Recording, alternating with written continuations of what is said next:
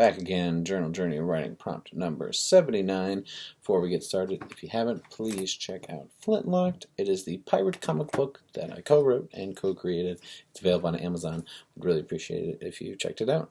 Let's go ahead and dive on in to the writing prompt, which is, how do you typically break the ice in a group setting or gathering? Well, I think this kind of depends on how well we know each other in the group setting or, the group gathering. Is this a bunch of friends? Is this a bunch of family? Is this strangers? Is this coworkers? Because if it's someone I don't know very well, I think I just start with basic questions like, what do you guys do for a living? Where are you from? Da da da da da. Obviously, if it's friends, maybe we catch up on what's been going on. Or, if it's coworkers, we may talk about things that are happening at work. Maybe kind of swapping stories, complaining about customers, because I'm in customer service, and that's often what we complain about is customers, because they are the worst.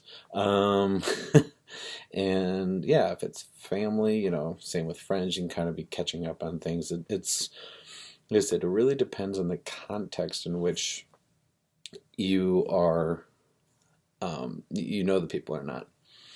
And one thing, it's funny, I like to talk.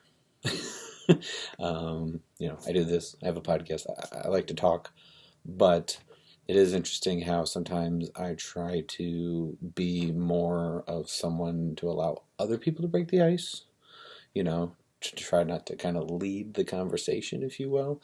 And sometimes, especially if the people know me, they'll like, oh, well, you're being quiet today. And they're like kind of offended, like something's wrong.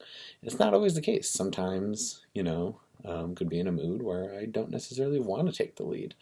I think I've talked about before, like I'm often the one with my group of friends and such planning things. So sometimes it's nice to be a follower and not always the leader. But yeah.